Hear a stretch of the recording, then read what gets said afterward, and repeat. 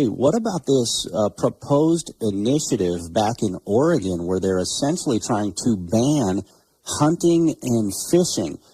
And immediately I said, you know who we got to call and talk about this is Mindy Patterson with the Cavalry Group. Remember, she was here for the Montana Agro-Women Conference in Montana very recently, and she's been highlighting all of these, not only anti-hunting efforts, but anti-production agriculture efforts, whether it's anti-rodeo, anti-circus.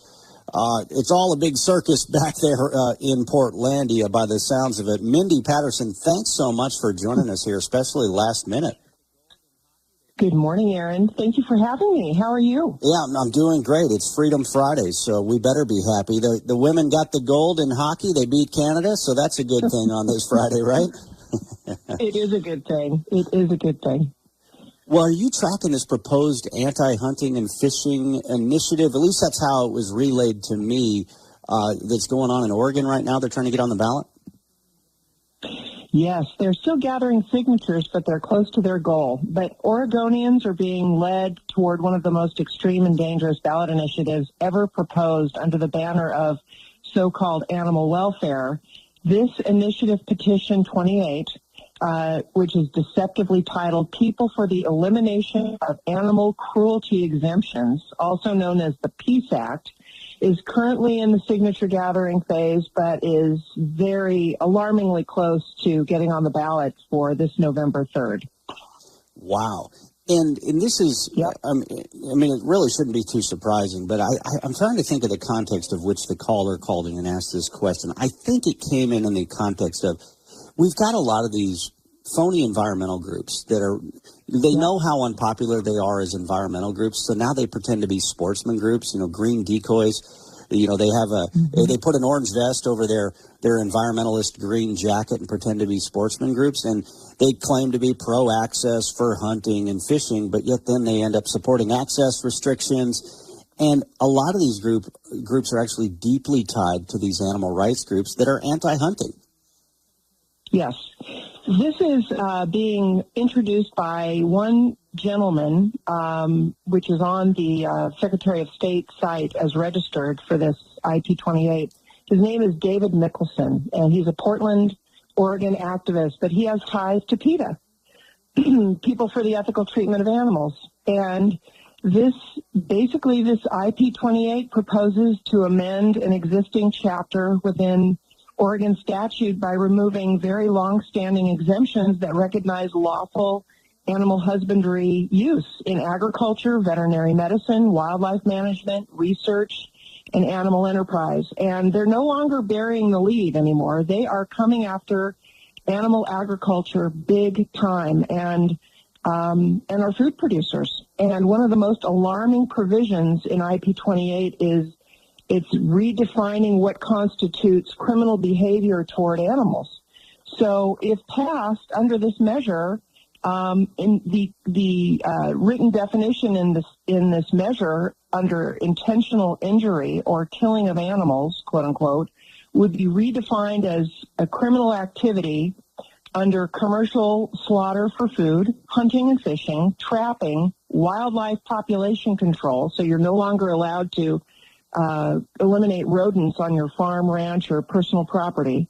So in practical terms, this would make it illegal to harvest livestock for food or to manage wildlife populations that affect public safety, crops, and ecosystems.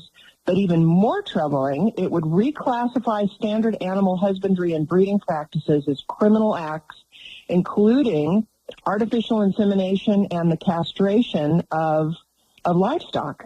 Wow, which is what takes place at every branding every year. Yes. Yeah. So these practices that are widely recognized, as you just said, and are typically guided by licensed veterinarians and essential to animal health, safety, and genetic management, they're basically being rebranded as literal sex crimes. That's how it's written in this measure.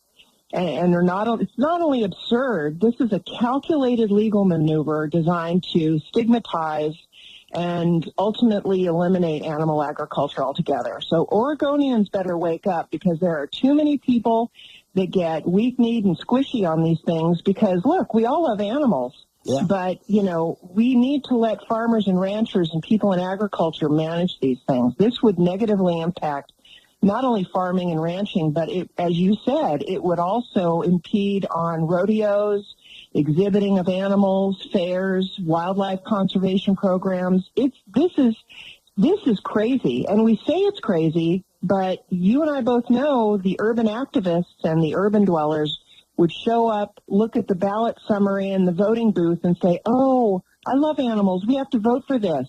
Without even realizing the consequences of their actions. Yeah.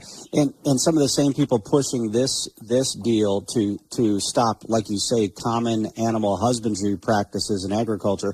If a similar ballot initiative was proposed to not allow them to chop body parts off of kids, of course they would oppose that, but they don't want animal husbandry in agriculture, right? The line that you just shared in the first part of your remarks there about they're no longer burying the lead. Here in Montana, they still bury the lead. They still pretend, oh, no, we're not anti-hunting. No, we're not agriculture. We're not anti-agriculture. But, you know, and then they start with trapping and they want to ban trapping or like the American Prairie Reserve, which I'm sure you're fully aware of, which they're trying to, you know, kick the ranchers off the land here in Montana. They'll say, oh, well, we're pro-hunting. We allow access, but we don't allow that kind of hunting. And now they're teaming up with Earth Justice on their lawsuit against the Department of the Interior, which is a radical anti-hunting group.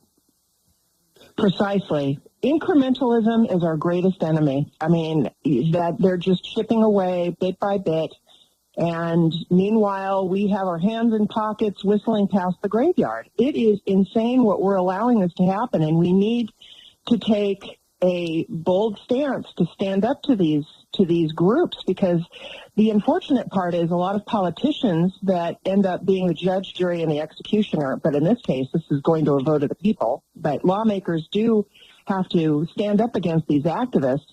You know, they don't want to do the heavy lifting oftentimes, thinking, oh, this is going to make me look bad. This is going to make me look like I'm supportive of animal abuse. That's not what's happening here. These things are all cloaked in animal welfare when it's really a radical animal rights proposition. And people need to understand there's a huge difference between animal rights and animal welfare. That's right.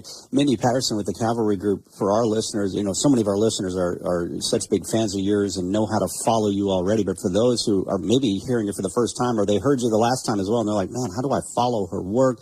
Do you have a newsletter, a website that they can follow? What's the best way for people to get all your great information on a regular basis?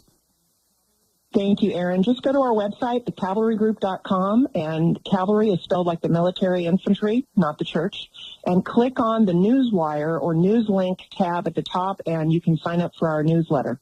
Perfect. Yep, I see it right up there right now myself as well. So I'm going to make sure. I think I've already signed up on my work email, but I want to get my personal email on there as well. So Mindy Patterson, always appreciate your work and your efforts. Thank you so much for joining us, especially last minute. You too, Aaron. Thank you for having me. Yeah, great to have you on the show.